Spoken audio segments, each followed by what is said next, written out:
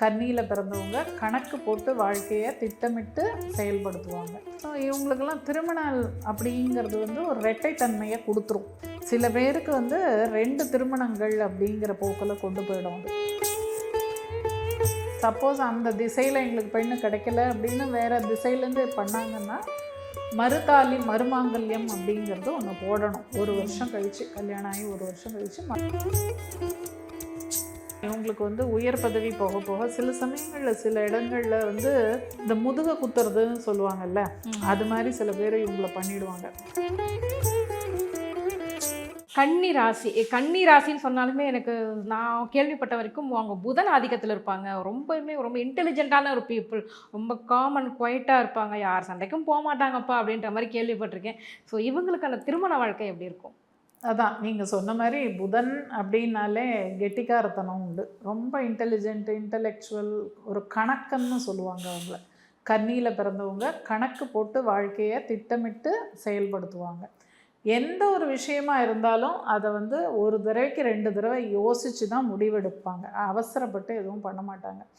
தெரியாத பல விஷயங்களை போய் கற்றுக்கிட்டு தெரிஞ்சு அதை புரிஞ்சுக்கிட்டு அதை மற்றவங்களுக்கும் சொல்லி கொடுப்பாங்க. ஏன்னா இவங்களாம் வந்து கலங்கரை விளக்கம்னு சொல்லுவாங்க. கன்னியில் பிறந்தவங்க எப்போவுமே மற்றவங்களுக்கு உதவி பண்ணுறது அப்படிங்கிறது இவங்களுக்கு சுபாவமான ஒரு குணமாகவே இருக்கும். யதார்த்தமாக அவங்க பாட்டில் எல்லாருக்கும் ஹெல்ப் பண்ணுவாங்க. இப்போ ஒரு விஷயம் எனக்கு வேணும், எனக்கு தெரியாதுன்னா அழகாக அவங்க வந்து கைட் பண்ணுவாங்க. அந்த மாதிரி ஒரு குணம் கொண்டவர்கள் தான். ஆனால் இவங்களுக்கு வந்து அன்ஃபார்ச்சுனேட்லி அவங்களுக்கு வந்து 7ஆம் இடம் வந்து மீனம், அது இரட்டைப்பட ராசி, அது காலச்சக்கரத்துக்கு 12ஆம் இடம். ஸோ இவங்களுக்கெல்லாம் திருமணம் அப்படிங்கிறது வந்து ஒரு இரட்டைத்தன்மையை கொடுத்துரும். சில பேருக்கு வந்து 2 திருமணங்கள் அப்படிங்கிற போக்கில் கொண்டு போயிடும். அது அதனால் கொஞ்சம் திருமண வாழ்க்கையில் மாத்திரம் கேர்ஃபுல்லாக இருக்கணும். அதுவும் இல்லாமல் இவங்களுடைய 9ஆம் அதிபதி சுக்கிரன் போய் அந்த மீனத்தில் உச்சமாகிறதுனால 2வது மனைவி அப்படிங்கிறது தான் இவங்களுக்கு சரியாக வரும், செகண்ட் மேரேஜ் அப்படின்னு. அதை இவங்க தவிர்க்கணும் அப்படின்னா இவங்க என்ன பண்ணணும், சுக்கிரனோட திசை ரிஷபம் அப்படின்னு அந்த திசையில், அதாவது கிழக்கு திசையில் பெண் எடுத்தால் 2வது திருமணத்தை தவிர்க்கலாம். அதுதான் இவங்களுக்கு திருமண வாழ்க்கையில் ஒரு தோஷம் இவங்களுக்கு இயற்கையாகவே இருக்குது. ஓகே.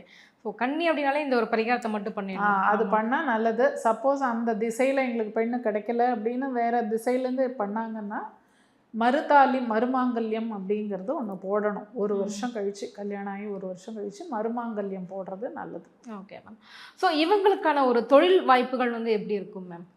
தொழில்னா இவங்க உத்தியோகம் பண்ணுறவங்க தான். பொதுவாகவே கன்னியில் இருக்கிறவங்க எல்லாம் வேலைக்கு போய் ஐடி இல்லைன்னா இந்த மாதிரி ஆடிட்டிங், அக்கௌண்ட்ஸ், ஏன்னா புதன்னாலே கணக்கு தானே, அந்த மாதிரி துறையில் போகலாம். இல்லை சாஃப்ட்வேர், அந்த மாதிரி துறையும் இவங்களுக்கு நல்லாயிருக்கும். அதே மாதிரி இவங்களுக்கும் பார்த்திங்கன்னா திருமணத்துக்கு அப்புறம் தான் இவங்களுக்கு வந்து நல்ல பொருளாதார மேன்மையெல்லாம் கிடைக்கும். ஓகே. ஏன்னா அந்த இவங்களுடைய 2ஆம் இடம் தனஸ்தானம்ங்கிறது காலச்சக்கரத்துக்கு 7ஆம் இடம். ஓகே. அதனால திருமணத்துக்கு பிறகு இவர்களுக்கு பொருளாதார மேன்மை அதெல்லாம் நல்லாயிருக்கும். ஸோ ஆஃப்டர் மேரேஜ் தான் சூப்பராக ஜொலிப்பாங்க. ஆமாம், இவங்களுக்கும் அப்படி தான், மேஷத்துக்கும் அப்படி தான். ஓகே. பொதுவாகவே கன்னி ராசிக்காரங்க வந்து பெருமளவில் இந்த ஜட்ஜாக இருப்பாங்க, பெரிய உயர் பதவிகளில் இருப்பாங்க, கணக்காளராக இருப்பாங்க அப்படின்லாம் சொல்லுவாங்க. அதெல்லாம் இருப்பாங்க, பெரிய பதவி உயர் பதவியெல்லாம் கிடைக்கும். ஆனால் என்ன தெரியுமா, இவங்களுக்கு வந்து உயர் பதவி போக போக சில சமயங்களில் சில இடங்களில் வந்து இந்த முதுக குத்துறதுன்னு சொல்லுவாங்கல்ல, அது மாதிரி சில பேர் இவங்களை பண்ணிடுவாங்க. முதுக குத்துறது, துரோகம் பண்ணுறது அந்த மாதிரி இவங்களுக்கு. அண்ட் இவங்க எவ்வளோதான் நல்ல வேலை செஞ்சு ஹார்ட் ஒர்க் பண்ணாலும் அதில் ஏதான ஒரு கிரிட்டிசிசம் அப்படிங்கிறது இவங்களுக்கு வரும். அது வந்து அந்த ஒரு பிரச்சனையும் இவங்களுக்கு உண்டு. ஆனால் குழந்தை பிறந்த பிறகு இவர்களுக்கு வந்து நல்ல ஒரு பேர், புகழ், பெரிய ப்ரமோஷன்ஸு அதெல்லாமும் இவங்களுக்கு கிடைக்கும் குழந்தை பிறந்த அப்புறம். அது இவங்களுக்கு சிறப்பாக இருக்கும். Okay ma'am. ஸோ இவங்க வந்து சம்பாதிக்கிற பணத்தை சேர்த்து வச்சுக்கணும், பணம் தங்கணும் அப்படின்னா என்ன செய்யலாம்?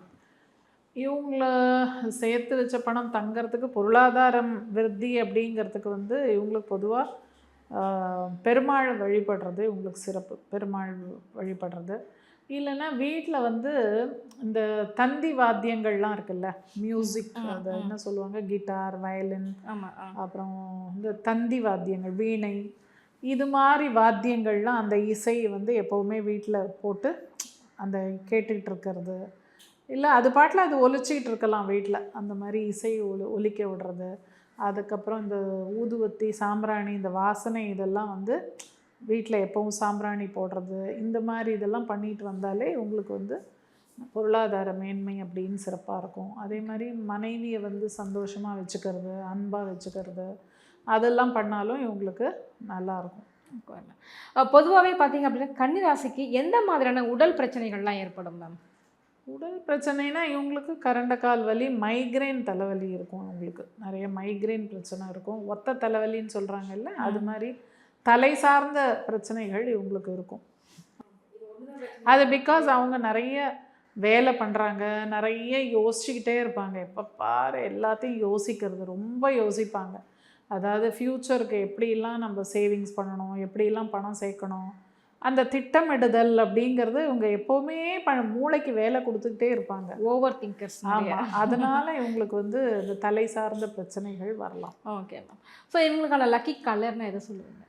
கலர் அப்படின்னு எடுக்கும்போது இவங்களுக்கும் யோகாதிபதி சனி பகவானாக இருந்தால் கூட இவங்களுக்கு சுக்கிரன் வந்து தன பாக்யாதிபதியாக வர்றதுனால மேபி சுக்கிரனுடைய இந்த வெண்ணிறம் அப்படிங்கிறத இவங்க சூஸ் பண்ணிக்கலாம். இல்லைன்னா இவங்களுடைய லக்னாதிபதி புதனுக்கு உண்டான பச்சை நிறமும் இவங்களுக்கு சூட் ஆகும். ஓகே. இவங்களுக்கான ஒரு லக்கி நம்பர்னா என்ன? நம்பர் எடுத்துக்கிட்டிங்கன்னா அகெயின் சுக்கிரனுடைய 6ஆம் நம்பர், புதனுடைய 5ஆம் நம்பர், இது ரெண்டும் இவங்களுக்கு சூட் ஆகும். ஸோ 6, 5ங்கிறது எல்லாருக்குமே ரொம்ப ஃபெமிலியராக. ஆமாம், மோஸ்ட்லி அது வந்துடும். புதன் வந்து நியூட்ரல்னு சொல்லிட்டேன் பார்த்தீங்களா, அதனால் அவர் வந்து எல்லாருக்கும் அவர் வந்து ஒத்து போயிடுவார். கண்டிப்பாக பச்சை வந்தியும் புதனை. ஓகே.